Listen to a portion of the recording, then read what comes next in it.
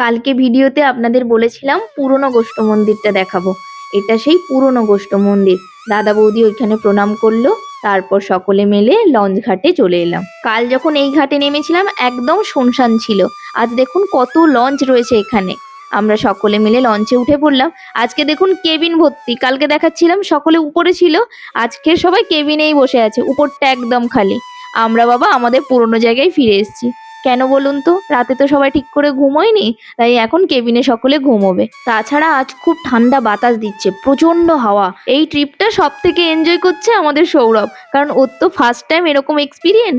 ও খুব মজা পাচ্ছে। লঞ্চ এখন ধীরে ধীরে ঘাট ছেড়ে বেরোলো।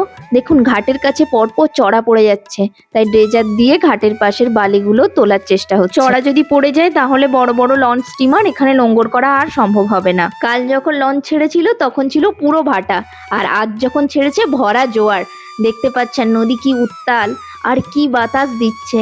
কালকের একদম শান্ত নদীতে এসছি, আজ একদম উত্তাল নদী, একদম বাতাসে উড়িয়ে নিয়ে যাচ্ছে। ওই দেখুন কত পরিযায়ী পাখি। আমি তো ঠিক করে ভিডিও নিতেই ভুলে গেছি, এত উপভোগ করছিলাম ভিডিওটাই নিতে পারিনি।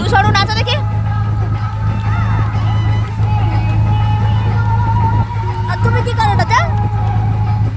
ওখানে বসে আছে নাচতে হবে। যাও যাও।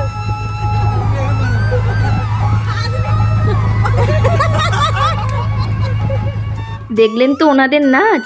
আমরা বাবা বসে বসে মাথায় দোলাচ্ছিলাম। এদিকে এই দাদাকে দেখুন একেবারে নাক ডেকে ঘুমাচ্ছে। দেখতে দেখতে আমরা চলে এলাম নামখানা ব্রিজের তলায়। এই যে এই চাপটা দেখতে পাচ্ছেন, যখন ব্রিজ হয়নি তখন এই চাপে করে গাড়ি পারাপার হতো এখান থেকে। আর ওইদিকে ওই যে ঘাটটা দেখতে পাচ্ছেন, এইখান থেকে প্রায় গোটা 20 ফেরি একসাথে এপার ওপার করতো। সব থেকে ইন্টারেস্টিং ব্যাপার কি জানেন তো, এখন আমরা কোথায় চলেছি? পেট্রোল পাম্পে। হ্যাঁ, নদীর মধ্যেও কিন্তু পেট্রোল পাম্প থাকে। এই যে আমাদের দাদাদের দেখছেন, এরা কিন্তু সামনেটা সেই কাল থেকেই দখল করে রেখেছে, সামনে আর কাউকে উঠতে দিচ্ছে না। আমরা এখন ধীরে ধীরে এগিয়ে যাচ্ছি পেট্রোল পাম্পের দিকে। আমাদের লঞ্চে কিন্তু তেল ফুরিয়ে এসছে। এখান থেকে তেল নিয়ে তারপর আমরা আবার গন্তব্যের দিকে রওনা দেব। আমার কর্তা আবার ওভার এক্সাইটেড হয়ে গেছে, দিয়ে এসে সামনে এসে বসেছে। কি বলছে সেটা আপনাদের শোনাচ্ছি, দাঁড়ান।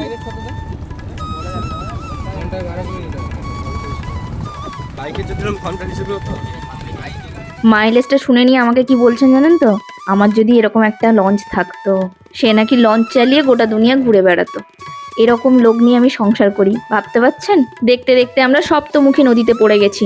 দেখুন আবার ভাটা পড়ে গেছে। 1 ঘন্টাতে আমরা নামখানা ঢুকে গেছিলাম। ভাবলাম আজকে হয়তো খুব তাড়াতাড়ি পৌঁছে যাব, জোয়ার ছিল তো, কিন্তু ভাটা পড়ে যাওয়ায় সেই আবার সন্ধে হয়ে গেল। অসংখ্য ধন্যবাদ ভিডিওটি দেখার জন্য।